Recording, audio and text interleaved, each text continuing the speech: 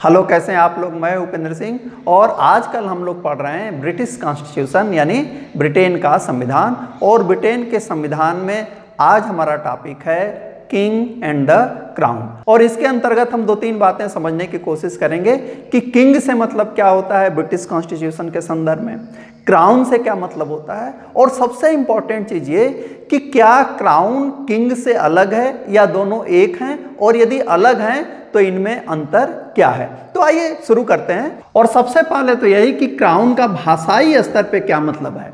तो क्राउन का मतलब होता है मुकुट या राजमुकुट, राजमुकुट। और जो व्यक्ति इस राजमुकुट को या क्राउन को धारण करता है अपने सर पे, उसी को हम लोग क्या बोलते हैं, उसको बोलते हैं सम्राट या किंग। और यदि वह महिला है तो उसे हम क्या बोलते हैं, महारानी। तो यह हुआ इसका शाब्दिक मतलब। सबसे बारीक चीज आप ये समझिए कि कोई व्यक्ति है, मान लीजिए कि यह कोई व्यक्ति है और इसको क्या मिल गया, इसको क्राउन मिल गया। मान लीजिए कि ये मुकुट है। तो जब इन दोनों का मेल होता है तब कौन आ रहा है अस्तित्व में, सम्राट या महारानी। इसका मतलब यह है कि इस पर्टिकुलर व्यक्ति को, उसका चाहे जो भी नाम हो, उसको जब क्राउन मिल रहा है तब उसके पास पावर आ रही। इसका अर्थ ये निकला, पहली चीज आप जो कहेंगे वह यह कि जो क्राउन है यानी जो राजमुकुट है, राजमुकुट किसका प्रतीक है, वह राज शक्ति का प्रतीक है। आप कह सकते हैं कि स्टेट पावर का प्रतीक है। सबसे इंपॉर्टेंट और सबसे पहली चीज आपको यह जानना चाहिए कि किसी व्यक्ति को सम्राट या महारानी बनाने का जो काम करता है वह कौन करता है, यह राजमुकुट करता है, क्राउन करता है। और इसीलिए हम इसको कहते हैं कि यह स्टेट पावर है। दूसरी बात कि समय के साथ साथ जो राजमुकुट है, राजमुकुट उसने एक नया स्वरूप धारण कर लिया है। और यह क्या बन गया है, यह संस्था बन गया है। और संस्था के रूप में आप तीसरी चीज ये कह सकते हैं कि राजमुकुट और जो सम्राट है या महारानी, ये क्या हो गए, ये एक दूसरे से अलग हो चुके हैं। यानी क्राउन अलग है और सम्राट अलग है, किंग या क्वीन अलग है। लेकिन पहले ऐसा नहीं था। जब किंगडम ऑफ इंग्लैंड की शुरुआत हुई, और आपने यदि पढ़ा होगा तो माना जाता है कि 886 एडी में अल्फ्रेड द ग्रेट वह व्यक्ति था जिसने किंगडम ऑफ इंग्लैंड की नींव रखी थी। और उस समय या पूरे मिडाइवल पीरियड में आप कह सकते हैं कि 17वीं शताब्दी तक, यहाँ से लेकर के 17वीं शताब्दी तक क्राउन और किंग में यानी राजमुकुट और सम्राट में कोई अंतर नहीं था। और अंतर क्यों नहीं था, क्योंकि उस समय जो राजा था या रानी थी वही स्टेट के भी हेड होते थे और गवर्नमेंट के भी हेड होते थे। यानी वही राज्य के प्रधान होते थे और वही सरकार के प्रधान होते थे। आप ये भी कह सकते हैं कि जो समस्त शक्तियां हैं, चाहे वह कार्यपालिकी शक्तियां हों, चाहे वह विधायी शक्तियां हों, चाहे वह न्यायिक शक्तियां हों, वह सारी की सारी शक्तियां किसमें निहित थी, सम्राट में निहित थी। एग्जीक्यूटिव पावर हो, लेजिस्लेटिव पावर हो या जुडिशियरी पावर हो, तीनों के तीन ही सम्राट में निहित थी। इसलिए सम्राट ही क्राउन था, क्राउन ही सम्राट था। लेकिन इंग्लैंड के इतिहास में एक और महत्वपूर्ण चीज को याद रखिए, 1688 की क्रांति, जिसको हम कहते हैं ग्लोरियस रिवॉल्यूशन, गौरवपूर्ण क्रांति। 1688 के क्रांति के बाद ही ब्रिटेन में जो सबसे बड़ा चेंज आया वह क्या आया कि वहां पे पार्लियामेंट्री डेमोक्रेसी डेवलप हुई, यानी लोकतंत्र का संसदात्मक रूप डेवलप हुआ।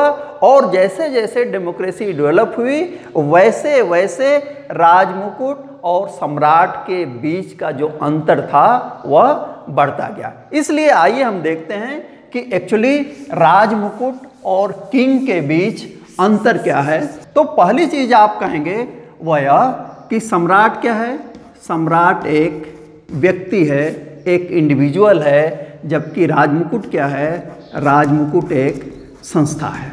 इसका मतलब ये हुआ कि एक निश्चित समय पे कोई व्यक्ति सम्राट या क्वीन के रूप में काम करता है, उसका नाम कुछ भी हो सकता है। जैसे आपने देखा कि 1952 से लेकर के और 2022 तक एलिजाबेथ द्वितीय ने शासन किया, और अभी इस समय चार्ल्स थर्ड जो हैं वे सम्राट के रूप में कार्य कर रहे हैं। तो नाम चाहे उनका कुछ भी हो, चाहे उनका नाम चार्ल्स हो, चाहे एलिजाबेथ हो, चाहे विक्टोरिया हो, चाहे अल्फ्रेड हो या हेनरी हो, कुछ भी हो, लेकिन सम्राट क्या है? एक व्यक्ति है, जबकि राजमुकुट क्या है? एक इंस्टीट्यूशन है, संस्था है। और जब आप कहते हैं कि राजमुकुट एक संस्था है, तो इसका मतलब ये हुआ कि इसमें स्वयं सम्राट सम्मिलित है।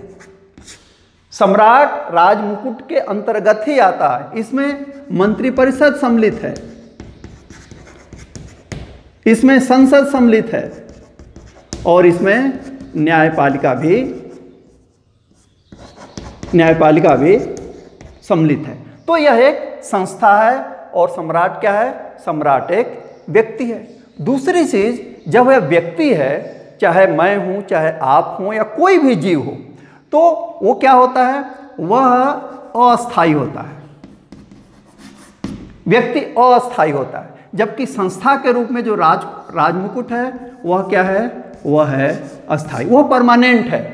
क्योंकि सम्राट एक व्यक्ति है, उसका जन्म हुआ है, तो जाहिर सी बात है कि सम्राट की मृत्यु हो सकती है। मृत्यु न हो तो उसको उसके पद से हटाया जा सकता है, या स्वयं वह त्यागपत्र दे सकता है। यानी वह व्यक्ति जो सम्राट या क्वीन के रूप में काम कर रहा है, वह क्या है?